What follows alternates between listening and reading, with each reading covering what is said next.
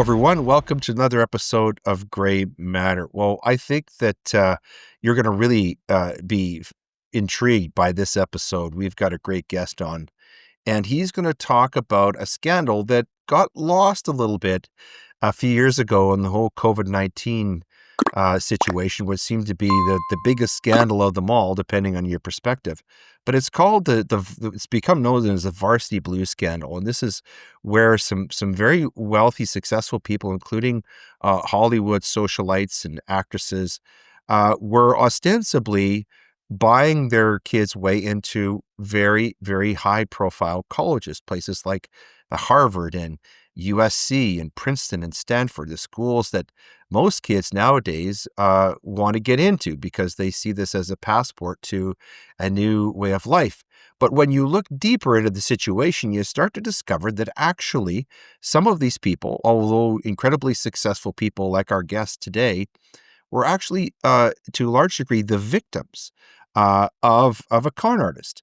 And our guest today is going to talk about many of the people who got involved in this actually pled guilty. But our guest today, John Wilson, is one of the few who pled not guilty, and he won in court and he was vindicated. We're going to talk about that and also about the book that he's written about it, which is called Varsity Blues, The Scandal Within the Scandal. Thanks for being with us, John. It's a pleasure to have you on the program today. Well, it's great to be here, Leighton. Thank you. So before we get into the conversation with John and learn more about him and his book, as we always do, we're going to go to some framing aphorisms, which I've sort of introduced today by telling you what our topic is. And one of the people who was involved in this scandal is an actress named Felicity Huffman. You probably know that name. She said this. She says, "A win for one is a win for all." And I'm not just saying that because Dumas did. Another lady who was involved in the scandal and eventually pled guilty is Lori Loughlin. She said, "You have to make difficult choices in your life. You just have to be happy with them." I don't know if she's very happy with the choice that she made to try and get her daughter into Harvard. Next, from St. Thomas More, who's the patron saint of lawyers, who said, "Two evils, greed and faction, are the destruction of all justice." And that sort of applies in this particular case. And finally, from a man named Harvey Silvergate, from his Wall Street Journal op-ed, who said, "I practiced criminal law for more than a half century, but I'm still capable of shock at how easy it is for an innocent person to be falsely charged and convicted. Mr. Wilson, our guest today, was innocent, yet prosecutors charged him and smeared his children." John, I want to start here. Obviously, you were, as Mr. Silverstein said, you were smeared. Your son, Johnny, was a swimming prodigy. He was on Oprah Winfrey when he was 9 years of age, breaking records that were set by adult human beings in the pool. And yet somehow he got roped into a scandal that involved people who were basically, their parents bought them into top colleges as water polo specialists, and they'd never been in a pool. Your son really had no place in all of this, and yet here you are. You get roped into this scandal. How did this happen to you? Well, it's a great question, and I still scratch my head, and I'm still shocked by it. I think all the investigation we did and our lawyers did ended up determining that the Boston prosecutors, who came across this case from a random informant in Connecticut, wanted this case. They wanted this case desperately because they knew there would be Hollywood celebrities and national media attention. Mm-hmm. And this is how many prosecutors can make their careers. They can go from a $150,000 a year job with the government to a $1 million senior partner role at a national law firm with a case just like this. Or they can catapult that kind of national attention into a public government position, into becoming a Right. governor. So this kind of high-profile case is something they desperately wanted, and yet all the defendants in this case were all based in California and outside of Massachusetts. And so, from a venue, what's called venue, from a where the geography, where these trials would take place, Right. they really were stuck in a bad situation. And so to bring this case to Boston, they needed to do two things. They, one, had to create a false conspiracy. That got overturned by the appeals court and said there was no conspiracy amongst the parents here. But they had to create or allege a false conspiracy, number one. And number two, they needed at least one conspirator to be based in Massachusetts. And that was the basis they had to bring and justify bringing hundreds of people from California again and again and again to Massachusetts. And despite the rights that those people had to have their trial in their home state, they were able to overcome that. And so it was really a pretty outrageous case of treating my family like collateral damage to simply justify bringing all the trials to Massachusetts. And it really is despicable because they had overwhelming evidence all along of my innocence, but that didn't seem to matter to them because Mhm. they needed one person in Massachusetts to help justify bringing the trials here. Mm. And at the epicenter of this, and for those who have seen the Netflix, I hesitate to call it a documentary because it really is a very jaded dramatization of what happened. But at the epicenter of this is a man named Rick Wilson, who Rick developed what he Singer. Rick Singer, sorry, who called himself who created something called a side door that he called it into these high profile colleges and really, how he essentially victimizes parents of very successful parents, said people who have been very successful in business like yourself. We're gonna talk about that. And it paints them as dupes.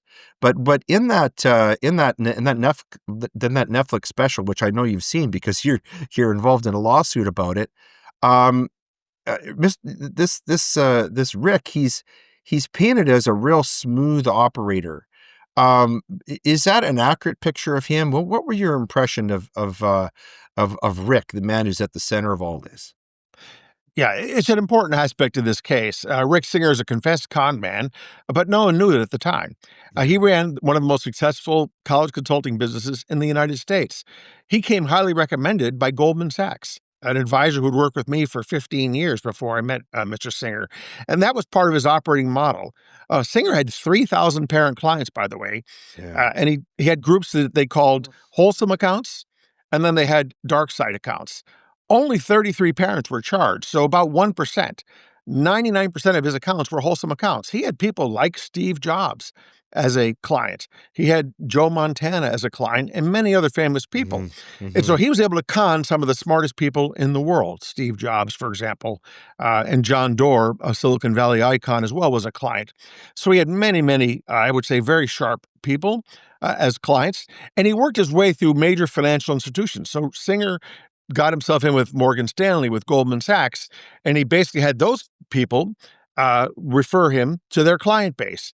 And so when Mm. Goldman Sachs called me out of the blue and said, "Hey, we've got this great resource. My son was just turning a freshman in college or freshman in high school." And they said, "Now your son's a freshman. It's start time to think about colleges. And we've got this great resource, this guy named Rick Singer."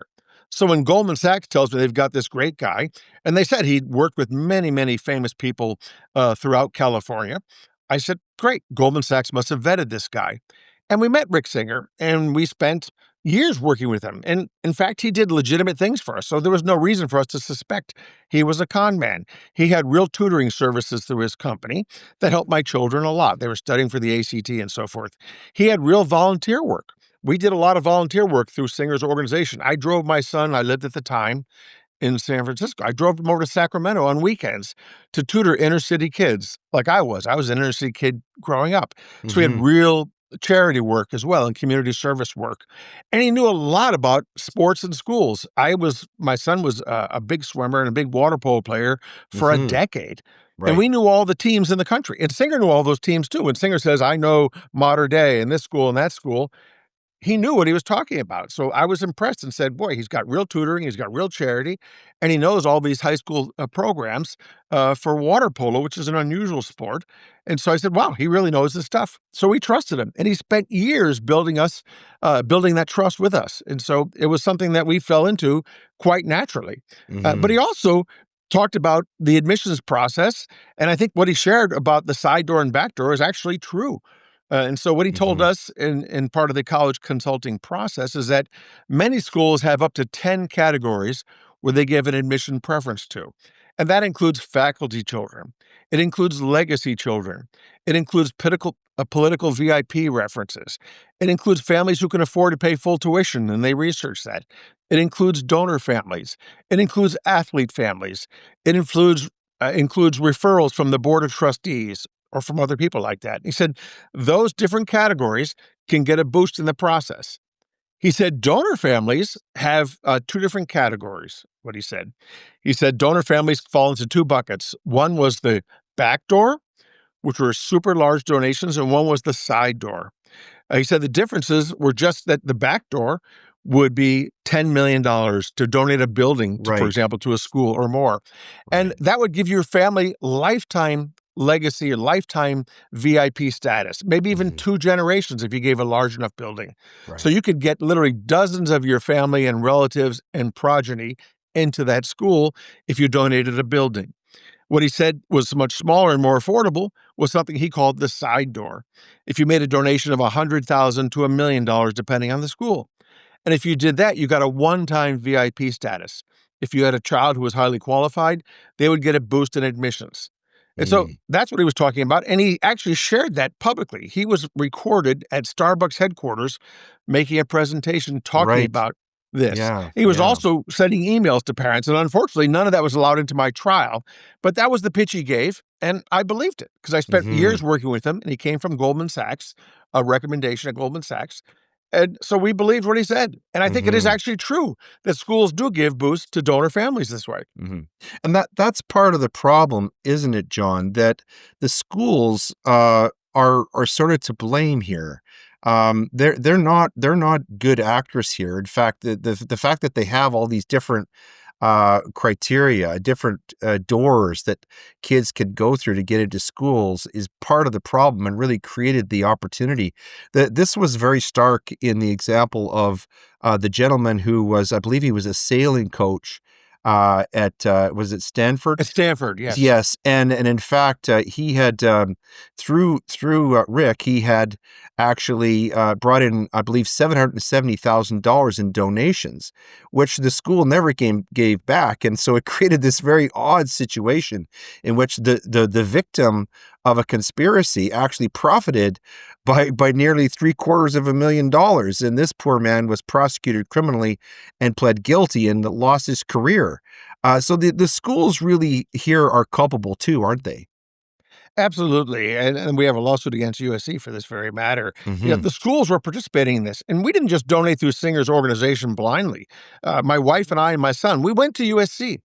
We visited the school. We visited with the head coach and we visited with the development person. We asked to Mhm. meet with the development person to talk about donations through Singer's organization. And they both confirmed that this was legitimate. This is something that had been happening and been going on for quite some time at USC. And there was nothing wrong with this. And so we validated Singer's approach with USC officials. And they told us this was something that was happening, had happened in the past, and would be supportive and would be helpful. The schools are really complicit in this in a large degree because they don't want to publicly disclose this, right? Right. It's probably not their proudest moment when they give a a politician's son or daughter admissions help, or they give a major donor a boost in admissions, or they give a faculty child a boost in admissions, right? They don't want to Mhm. necessarily share that publicly. And I think that creates this opportunity for deceit. And then at my trial, we were shocked to learn that USC said they never did this, even though they told us they did this Mm. back in 2014. And that's the Yeah. basis for us bringing a lawsuit that they defrauded us back in 2014 when we met with them. And they not only did we meet with them, they gave us a receipt for our donation. And later at Mhm. my trial, they said that was a bribe. I didn't Yeah. know schools could give a receipt for bribes. How and they kept my money. So, I didn't Yeah. know that schools could give receipts for bribes. I said, "Yes, they can give bribe receipts." And that's part of the process Yeah. they said was happening. Yeah. It's like, how could that be? And then the other thing that happened is there were a group of law school professors who said, "This is the first time in history that the alleged victim of a bribe, in this case, the school, can be the one who gets the money." They said, Right. "How can the one who is the victim of the bribe be the one who gets the money, and they gave you a receipt for the money?" Yeah. And yet the government and the judge who they handpicked said, "Yes, giving a donation to a school can be a bribe to the Mhm. coach." It Well, was just absurd. yeah, and, talking about your case, and I guess we could get into the trial and talk about what happened there, but so many of the people who were involved, who are, let's call them Rick's victims, ended up pleading guilty. You're one of the few who didn't. Ultimately, you were vindicated, but a couple of the reasons why I think are, first of all, this scam, if we can call it that, this side door, often utilized a fake story about a student being an athlete. That was the gateway in, and when they weren't athletes, Right. and the parents knew it. Your son was not in that category. No, your son was an outstanding athlete who seems to me could have got or would have gotten into USC or another top school anyway because he was an excellent swimmer and water polo player. So that's one important distinction in your case. The other one that seems to have been ignored by the Netflix people is that you have a very strong history of philanthropy. And these are things that were ignored in your case. Do you want to talk about that a little bit about the differences between your son's situation and your family situation and some of the other people, some of the other parents Yes. who are involved? Absolutely. It's a very important distinction. And again, Singer had 3,000 clients. To put this in context, 33 were charged. So 1%. Most of his clients were wholesome people like we were. Hmm. But there were some bad actors. I don't want to make light of, some of the bad acts that these other parents did. Yeah. Many other parents were cheating on tests. They were bribing coaches, knowingly bribing coaches, and doing other bad acts, creating fake profiles for kids. They were photoshopping their own children that never even played a sport, sitting on rowing machines and so forth, Incredible. right? Yeah. So it was very salacious, and you could see how that would create national headlines, right? It was just Yeah. outrageous behavior. So we don't condone any of those behaviors, but that was 30 people out of 3,000. We Hmm. weren't one of those. We didn't do any of those things. And so in our case, we were very, very different. For example, my daughters, they studied hard. They got a perfect score, one of them, and the other got a 99% score on the ACT. Wow. Fewer than 5,000 people out of 1.8 million worldwide that take the ACT test get a perfect score. So they were very qualified, very talented. My son got a 93 percentile on his ACT. But in Wow. terms of athletic abilities, let's go back to that. My son had been training in the pool for swimming and water polo for a decade. He Hmm. worked 700 hours a year on average. So he spent 7,000 hours a year training. He had a world record when he was younger, swimming, the Yeah. youngest swim from Alcatraz, and he was competing nationally and internationally. And in water polo, he played for the Stanford Club team for 7 years. And he played year round in water polo from sixth grade until 12th grade. He played year round, right? He trained hard. And he was twice invited to the US Olympic team for the development program, right? That's not a fake athlete. He was also on a team that won the national championship in the Junior Olympics for Stanford Club, right? He was a starter on that Hmm. team. His actual swim time proved he's one of the fastest players in the country in water polo. He's one of the fastest on the USC team, the national championship team. And his own high school coach, who was himself a US Olympic player and who was twice MVP when he played for Stanford for the college water polo team, recommended our son to the team. He called USC to recommend him, and he said unequivocally in some text to us that without a doubt, quote unquote, Johnny was a national Division One level champion or Division One level player who could play for the Stanford team. He recommended and called the team. And so our son joined the team. He got his fourth concussion there and he was out of the pool for 6 weeks, but he still trained every day with the team. And he went back into the pool when his concussion protocols were over. He was also being recruited by other Division One schools. We had emails showing he was being recruited by other Division One Right. schools. So he was the real deal. The Hmm. only thing the government alleged that we did wrong was Singer took my son's profile and ended up, we had verified times now. He changed his swim time by 6.4%. Okay, I Mm. wouldn't have even known his swim time to that level of accuracy. And he changed some awards my son had. But he also did some things that hurt my son's profile. So Singer did some changes to the profile, and the government said that was the fraud here, that my son's swim time was changed by 6.4%. I said, really? Mm. I didn't even know it. I didn't even look at this Yeah. profile. Yeah. But that was the fraud that we were. That's very different for a person who played at the national level, who won a national championship tournament, who was recommended by his high school coach, who was one of the fastest players, invited to the US Olympic team twice, who then joins the team. He played on the team for the entire season. That's very different than some of the Hollywood celebrities who took Yeah. fake pictures of kids who didn't even play the sport. And yet we were lumped in and smeared through guilt by association. Hmm. And this again, we should talk about a little bit about your own history, John, because obviously you're from a very, you're not from a privileged background. You weren't born with any silver spoon. Your profile says you were raised with three half siblings by a mentally unstable, physically abusive single mother in the Bulls Park housing projects of Hartford, Connecticut. You handpicked tobacco from the ages of 12 to 16 to help feed your family. And then you were adopted by Tom Wilson, a career Air Force sergeant, and formal education changed your life, and you just took to it like your son took to the pool. You got a BS in chemical engineering, and then an MBA from Harvard Business School at the age of 23. They're the youngest person in your class, and you've had a very successful business career, all the way up to leading companies like Staples. Being the CEO of Staples and leading 80,000 associates to become the first specialty realtor to achieve a $50 billion market value. So your whole history runs against the narrative of wanting to assign privilege to your children. You are a perfect example of rising through the meritocracy. No one can take your success away from you. And so again, you've obviously instilled that work ethic in your kids. They're outstanding in academia and in athletics. So this must have really, really hurt you in terms of your sense of integrity, that you were involved in this scandal, because it really goes against the whole theme that you've lived your life by. What do you have to say about that? Absolutely. It has been devastating. It's been a 7-year nightmare for me, my wife, and my children. And it's particularly devastating when you think about, as you mentioned, how I've always prided myself in following the rules, working hard, and doing the right thing.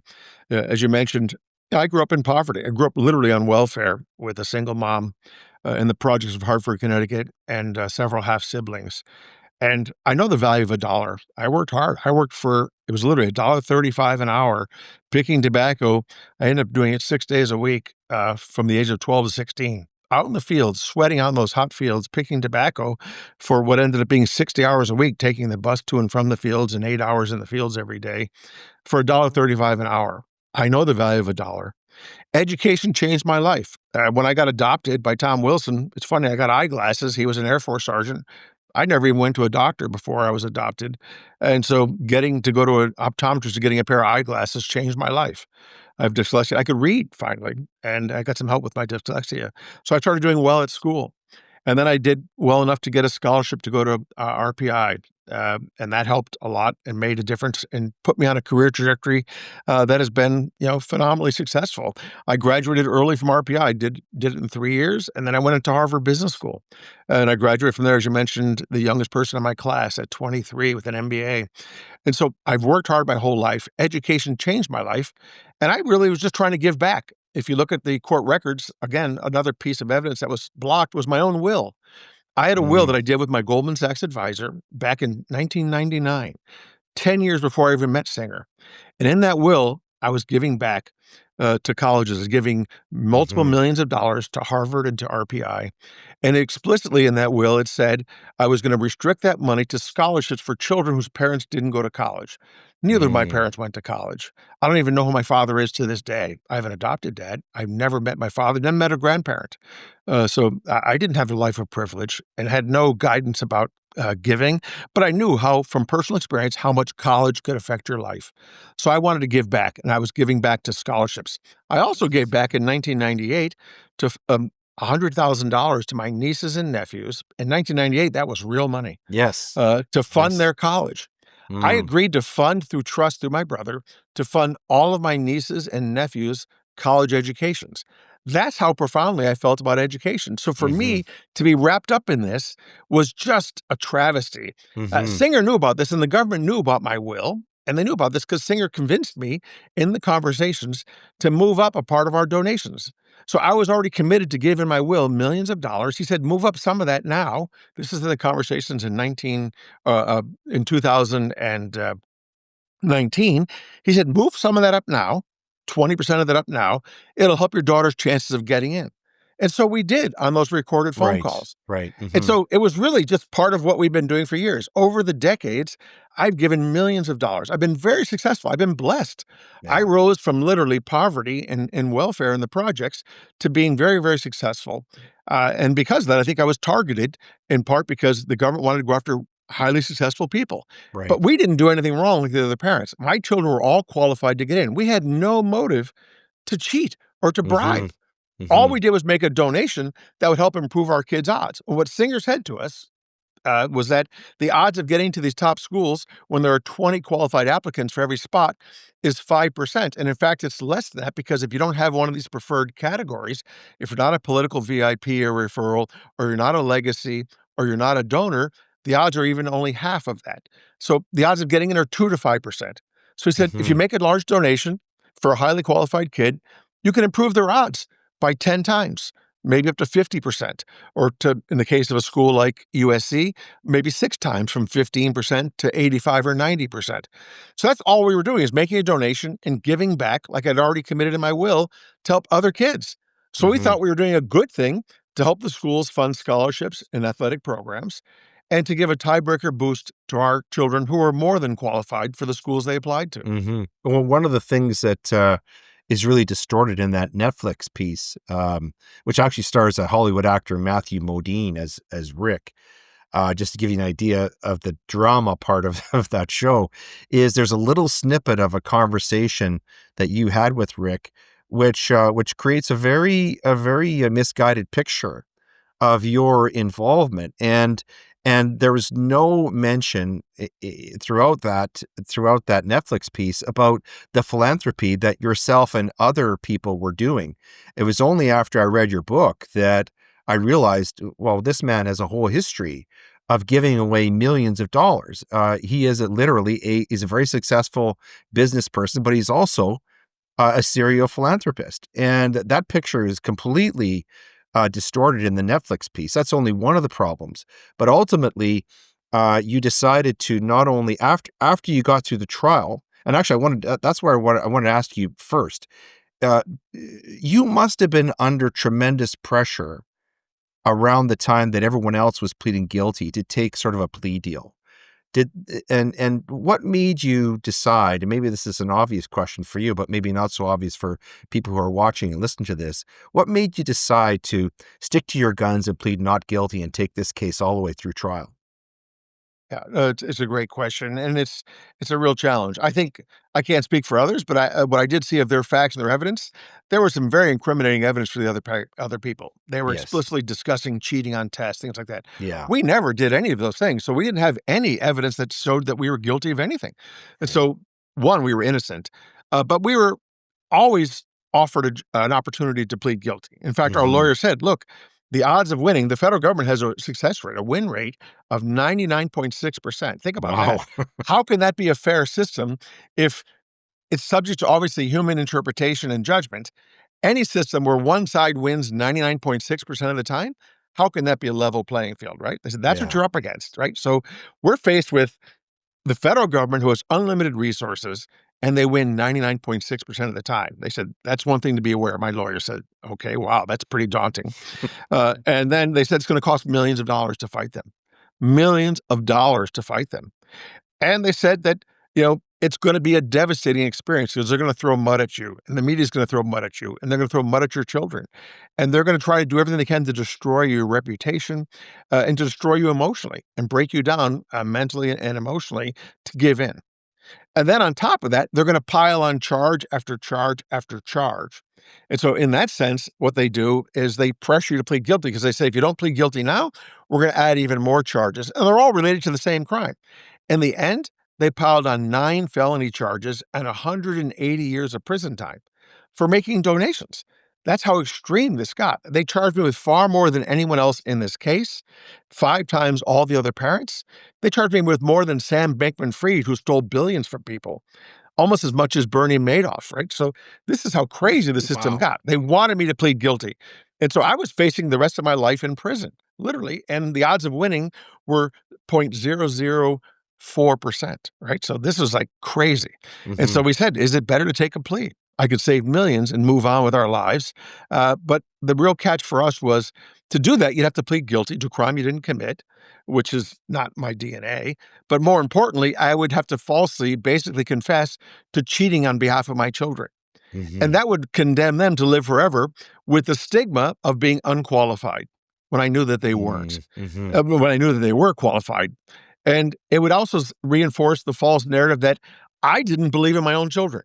I didn't believe in them to the extent that I had Oh, to bribe yeah. coaches, right? And so Mm. it would be a double, damnation of my children. So Les and I thought about this long and hard. Said, look, we can't plead guilty. We can't reinforce the false narrative and damn our children to for forever, stigma or scarlet letter on their head saying they were unqualified, right? A giant Right. U on their foreheads. Mhm. We couldn't do that. Secondly, as I mentioned, it's not my DNA to confess publicly something I didn't do. I'm a fighter. I grew up having to fight out of the projects of Mhm. Hartford, Connecticut. And so I'm not going to give in to that kind of pressure. And lastly, we're fighting because what the government did to us was just plain wrong. And Yeah. it should never happen to anybody. And so we want to fight not just for us. We were lucky in this process. We had the resources to fight them. And most Mhm. people don't have those resources. So we had the choice, and most people don't. So we wanted to fight not just for us, but to help correct the record and to help stop this from happening to other people. Because most people, the reason they win 99.6% of the time is because most people can't afford to even fight them, even if they Mhm. had the grit, even if they had the support network. And we were lucky. We had the resources to fight them. And so we chose to do that. Mhm. Folks, we're talking with John Wilson. He's the author of Varsity Blues, The Scandal Within the Scandal, talking about this Varsity Blues college scandal that happened a few years ago in the United States. John, it's obvious that you are a person who's become expert at overcoming odds, and you did so in this case. And ultimately you were vindicated. Um, but as I listened to you talk about the case and reading your book, I couldn't help but draw mental parallels between yourself and President Trump. And so I wanted to ask you this question. Now, you talked about the political aspect of prosecutors wanting to advance their own career prospects into higher office as being a motivation for the prosecution's zeal against you. But do you think that there is a maybe a deeper political motive here, that the state was really trying to crush an individual, or do you think there was some other political agenda at work here? Because in your case, this almost starts to look like lawfare, doesn't it? It very much does. I can't speak to their motivations in their entirety, but I can certainly make some informed, judgments about what happened. And the ability for a prosecutor to weaponize the justice system for their own motivations, whatever they may be, is shockingly real. And I never thought about that before. I've never been involved. I've never been in charge of a crime in my life. I tried Mhm. to follow the rules as best I can throughout my life, and I tried to lead our children that same way. And so I was shocked when I was arrested. The arrest was also atrocious. What they did to me, threw me in this prison, was just outrageous. But every step in this process has been marked by, I would say, overreach and abuse. And it's amazing how far a prosecutor can go and how much they can weaponize our system. And one of the first things they were able to do in my case was to handpick the judge. And they did a process called judge shopping. And 25 lawyers from the top 15 law firms in the country argued against this. But once they judge shopped, they got the second oldest judge in America, who had a 30-year track record of supporting them. Once you handpick a judge, if you're a prosecutor, that's the check and balance. But Right. if the check and balance is someone you handpicked, then there's no longer a check and balance, and their power becomes unlimited. And you know Mhm. the old stories about unlimited power leading to abuse and Right. corruption. And Mhm. so the process is so ripe for corruption when a prosecutor can pick their own judge, and then can be abusive of the process. And sometimes it's for political. I look at like President Trump and other people. Mhm. They can abuse the process for political reasons, or they can abuse the process for career reasons, like in my case, or they can abuse the process to protect one of their colleagues. Like there's a famous case here in Massachusetts called about Karen Reed. And so prosecutors can abuse the system for a multitude of reasons. And I can't necessarily say what the particular reasons were in my case. I do believe that the career motivations were a part of it. I did hear that from two former prosecutors in the Boston office. I did hear that from former FBI agents as well. And the actual facts show that the two lead prosecutors left the Boston office and got significant, big jobs, partner roles at nationally prestigious firms, and they Mm. leverage that fame and notoriety into those kinds of roles. So I do suspect that was part of the motivation. I do think they were trying to do a good thing too, that there were bad parents. Again, Singer was bribing coaches. He Yeah. was paying people to cheat on tests. So there were people who were doing bad acts. And I don't have a problem going after those people, whether that's a federal felony, that's a different debate. Is cheating on the SAT really a federal felony? I don't know. We didn't do that, but it's wrong, and it should have been pursued, maybe not with the approach they used, but that's different than going after me to bring the case to Boston. And so I Mhm, think what they mhm. did in our case was just, yeah, outrageous.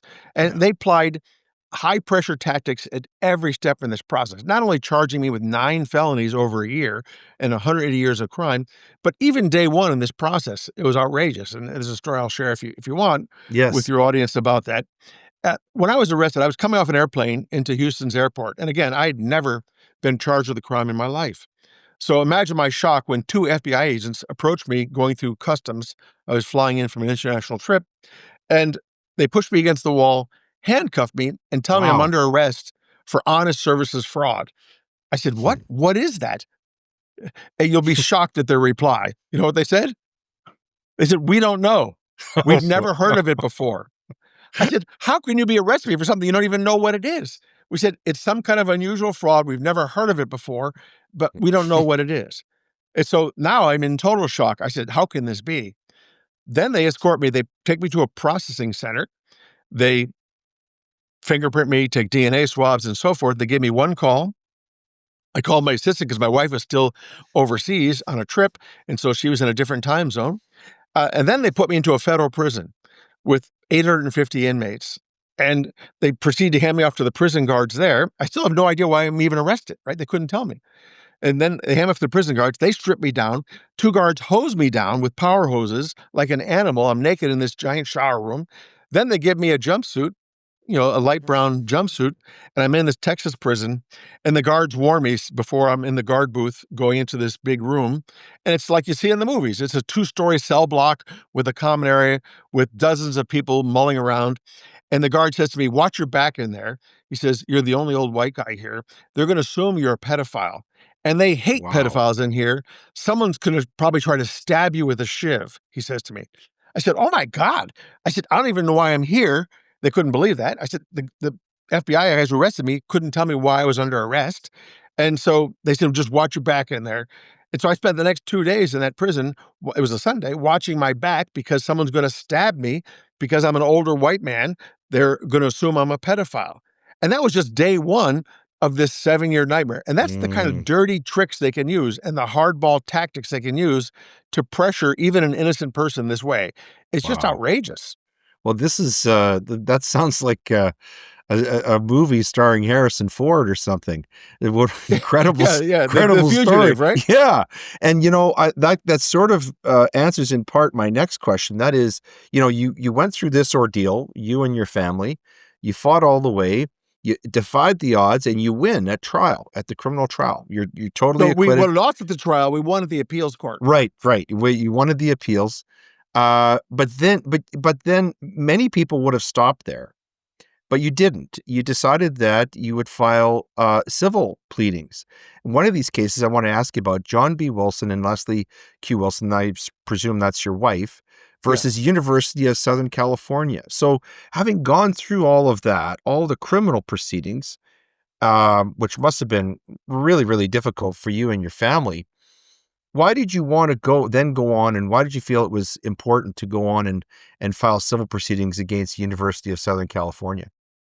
Yeah, we've actually taken on 3 Goliaths: the federal government, Netflix, and USC. Right, Really, yes. we wanna try to correct the record for our children because what Mm. USC did at my trial was outrageous.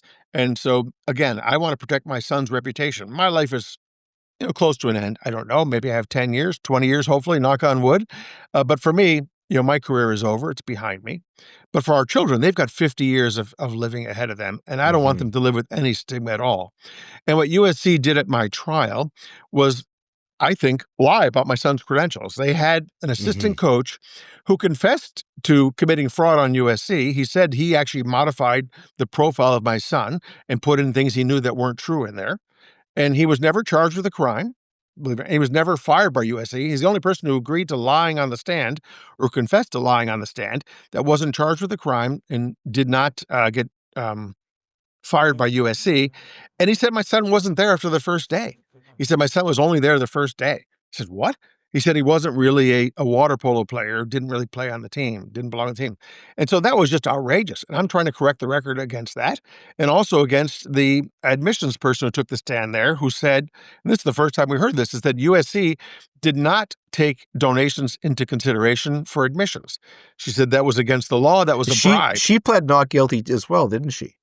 Well, she was never charged. The admissions Okay. person was never charged. Oh, She was a witness for the government. ah, So what happened is the government had a witness in the case of the USC admissions person and the assistant coach.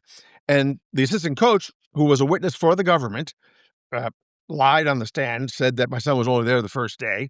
Even mhm. though we had a picture, for example, we had the team photo and that was taken 3 weeks after the first day. And my wife and I went to multiple practices. I flew from Europe back to California for multiple practices. We went to multiple team games to watch my son play and compete and cheer the team on. And he said on the stand, my son was only there the first day, right? But he was Mm, never charged with a crime. And so, you worry about what his motivations were in this. He got promoted to be the new team head coach, but he lied on the stand. And I think for the first time, we heard the admissions person say that USC never took donations into consideration. And if we take her at her word, that means they lied to us back in 2014. So we're suing them for lying to us and getting us into this whole mm, mess. Because if mhm. USC had told us the truth and said, no, donations are bribes and you can't do that, then we would have never made a donation. I would have made a Right. donation if they said donations are bribes. Mhm, And so they said donations are bribes to a coach. So how can mhm, that be? But that's what they said at the trial. And so we're suing USC to set the record straight for our son because he really was a D1 athlete. He played on the team. And the mhm. coach to say that he didn't is just outrageous. Mhm. And then with Netflix, and again, if people have not seen that, I think, people should watch that after listening to this interview with Mr. Wilson. But, there was a chill, on that piece, but that piece I found, when I watched that piece in context of your book, um it's almost a very dishonest portrayal in many ways of what happens. And so you're also suing Netflix. Why did you decide to sue Netflix? Was it because they skewed things so dramatically? Yes, we warned them in advance as well. So Netflix is being sued for defamation. Okay. USC is being sued for defrauding us. And Netflix defamed us and my son, me and my son, repeatedly in the movie. And not only did they have the truth, we gave them a 550-page warning letter before the movie came out. They announced they were going to put a movie out, whatever, a few months in advance. Our lawyers thought we might be one of the people in that movie. And so we gave them a warning letter that included all of the exculpatory evidence that was in the public record. We Mhm. also gave them additional evidence that wasn't in the public record but became public. For example, I went and took a polygraph. I took 3 days of polygraph tests with the head of the FBI polygraph division and the head of the CIA polygraph school, right? The Mhm. real deal. I didn't take it with some fly by night polygraph. I passed 3 days of polygraph tests about every aspect of this case. We gave them all the polygraph results as well. I did Incredible. that voluntarily. So Mhm. Netflix had all of the evidence, and yet they ignored it all. And in their movie, they included, I think, about 10 families who all pled guilty. So they had Right. families who pled guilty who had very explicit data or very explicit dialogue and very explicit emails.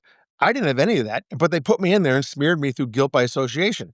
And so I'll Mhm. give you 2 examples of things they did that were horrific. One, they took photos of other people photoshopping a kid standing in the shallow end of the pool, and they have my voice I talking saw while that. there's this parent. Yeah, It's like, yeah. wait a minute. And this kid, and I don't know who this kid was, and I feel badly for him, but Mhm. he's kind of a little wimpy kid, right? He's a little thin kid.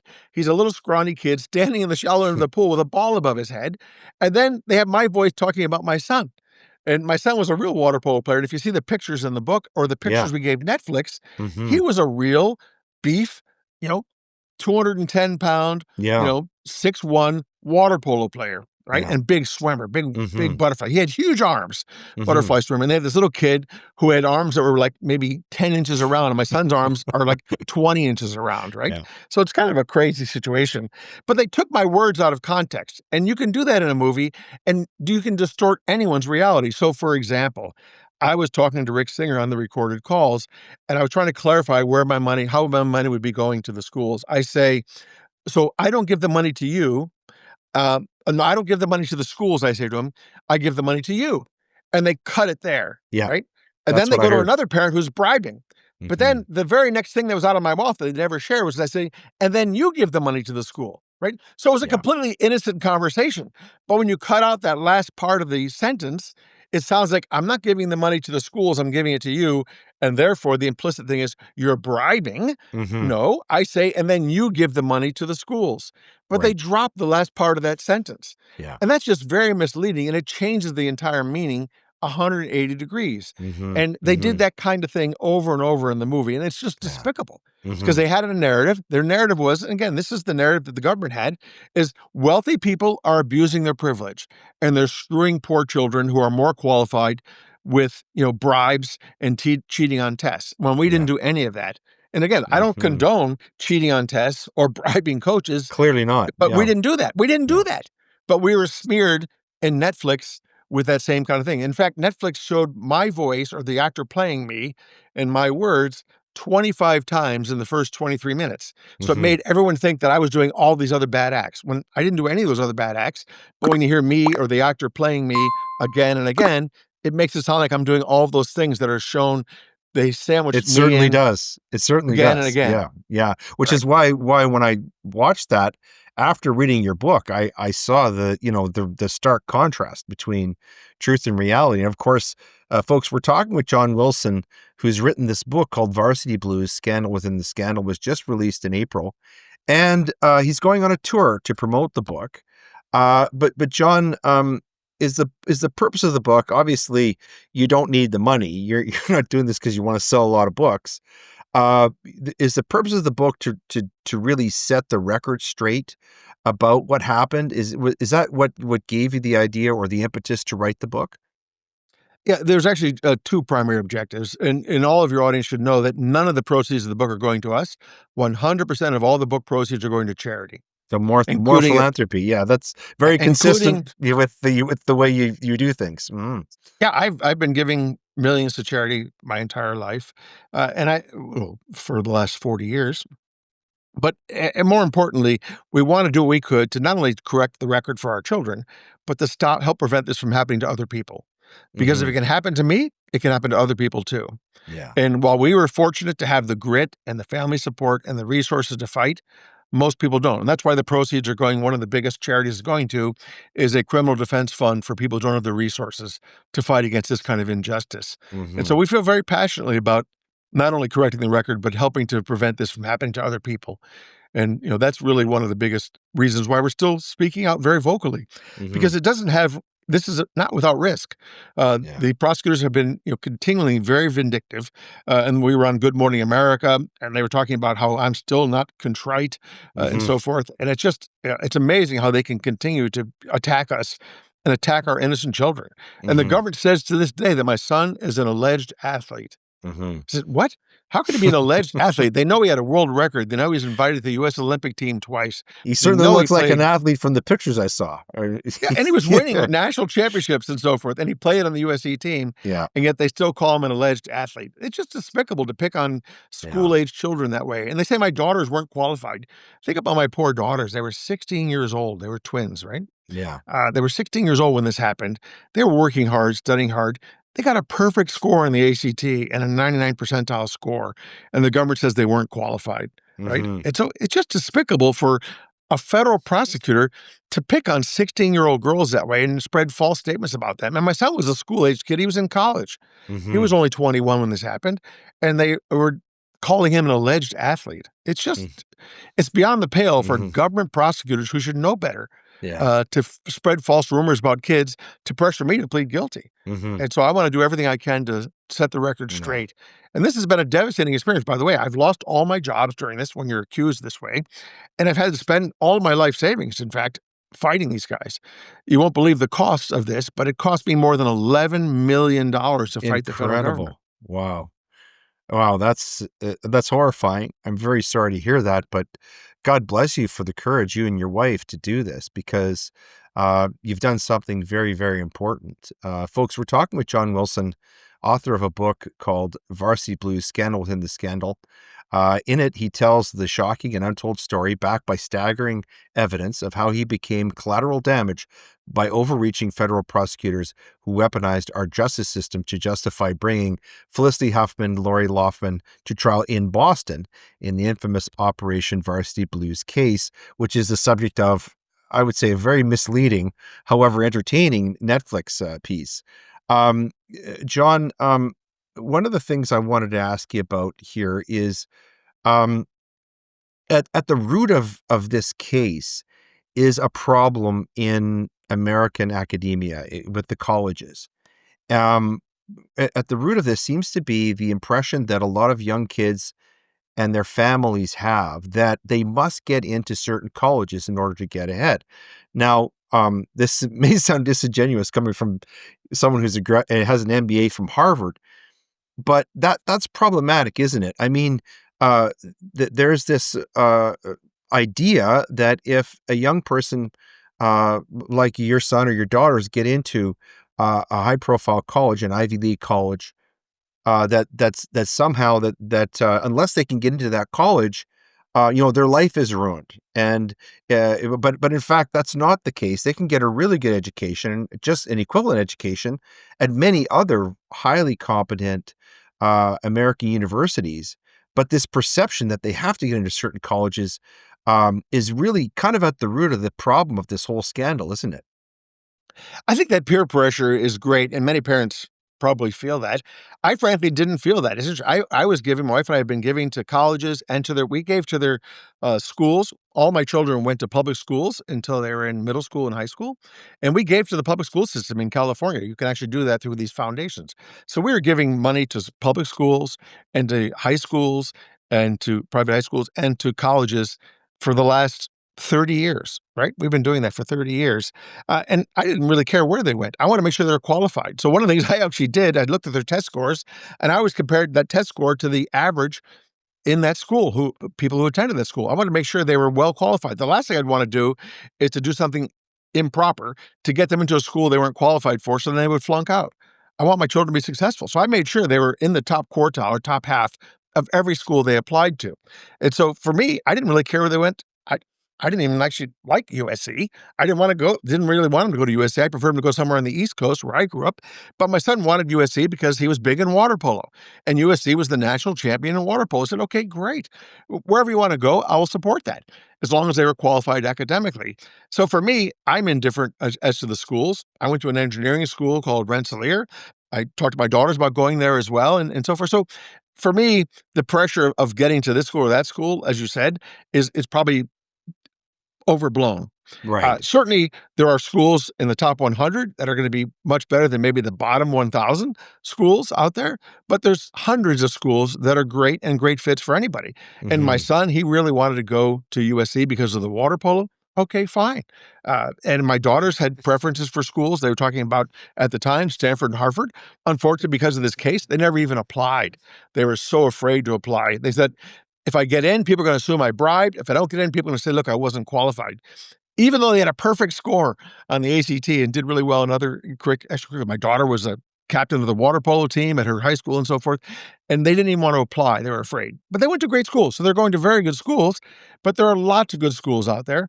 And, I don't feel pressured that you have to get into this school or that school, but I was willing to support those schools. And I was willing to support the schools that my children went to throughout grammar school, middle school, and high school. I think education can change your life, but is it this school or that school? It wouldn't matter to me which school I went to. Hmm. I got into lots of schools, and my son got into 8 different schools. I didn't care which one he went to. Wonderful. And so, that kind of my daughter's got into multiple schools as well. So, Hmm. I'm not a big advocate, it has to be this school or nothing. Some parents are like that. Some parents are, it has to be Harvard, or my children are not successful, or they won't be successful. I Hmm. personally don't feel that way. Hmm. The last question I'd like to ask you, John, if you would answer it.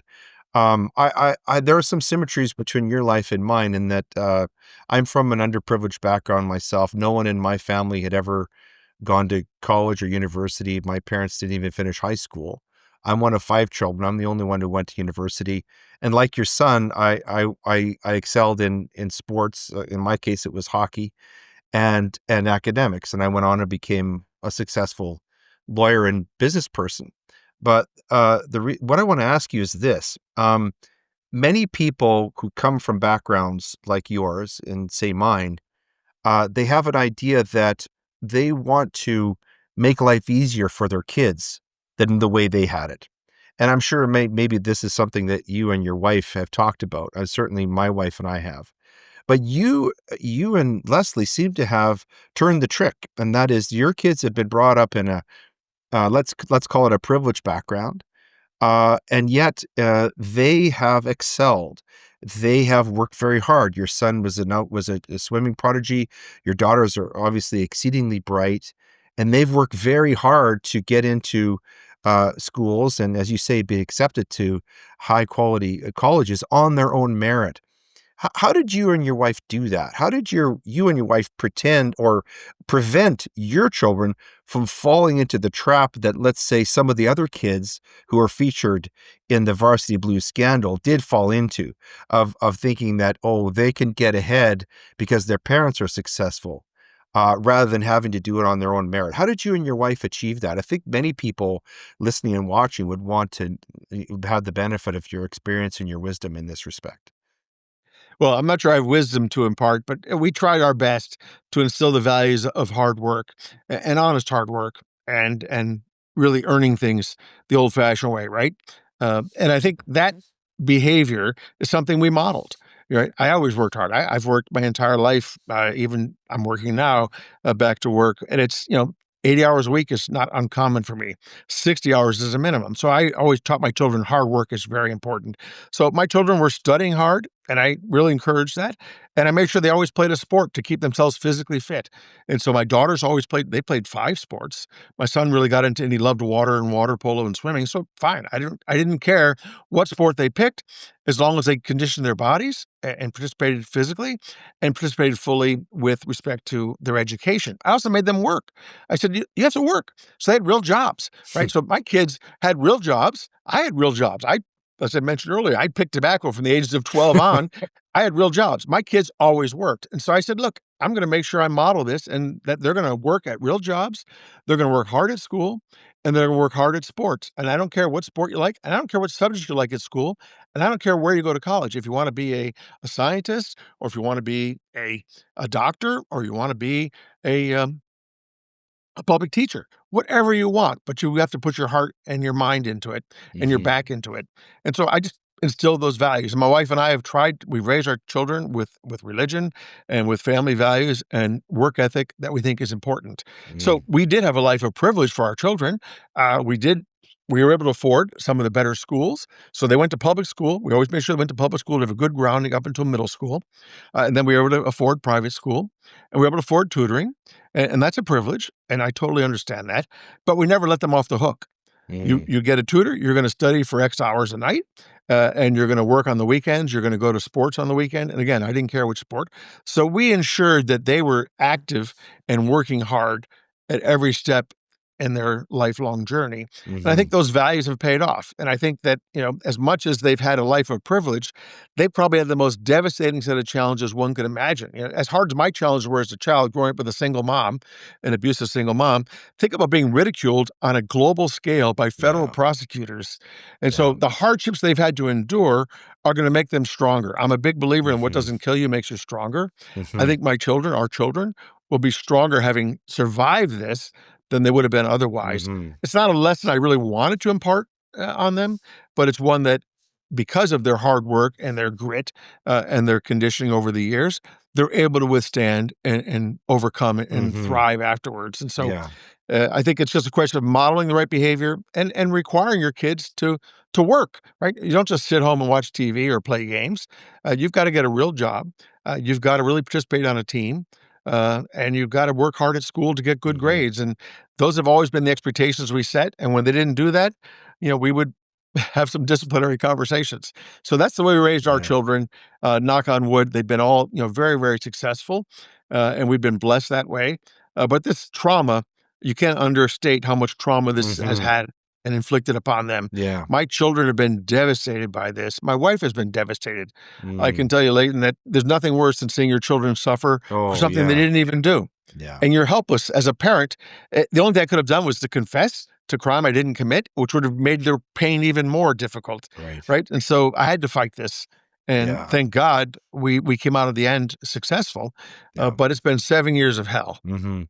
Well, we just have to pray that they're gonna go on and they're gonna overcome this. Obviously, you and your wife have set a tremendous example to them, and the values that you've instilled in them have obviously served them very well and will continue to do so. Folks, we've been talking with John Wilson. He's the author of Varsity Blues, Scandal Within the Scandal, a really fascinating book, very well written, very readable, but just packed with the types of things that will keep you flipping the pages. Honestly, and also there's an audio version now of the book available, I understand. Yes. And John is going to be going on tour promoting the book, so watch for him at your local bookstore or place wherever he's going to be.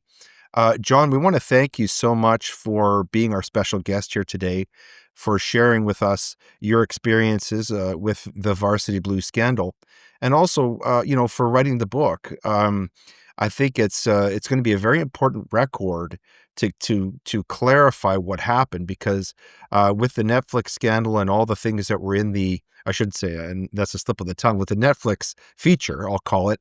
Um, and what was in the mass media and social media, the true story was very much obscured and distorted. And I think that your book really sets the record straight. It's factual and it tells the truth, the behind the scenes truth, the actual truth about what happened. So I think it's going to be a very important record going forward. So I'm grateful that you've written this book. I encourage people to read it. And if you don't like reading, get the audiobook. I enjoy audiobooks. I know many people do. But I want to thank you for writing this book and for being our special guest here today to talk about it. And God bless you and your family. I hope everything goes well for you in the future. Well, great. Thank you. I appreciate it. And again, I'll remind your audience that all the proceeds of the book go to charity. This is about getting the truth out there and helping to prevent this from happening to others. And some of the proceeds will go to Legal Defense Fund to help others fight against injustice as well. Wonderful. So, Varsity Blues added to our reading list today. And John Wilson, thanks again so much for being with us here on Gray Matter.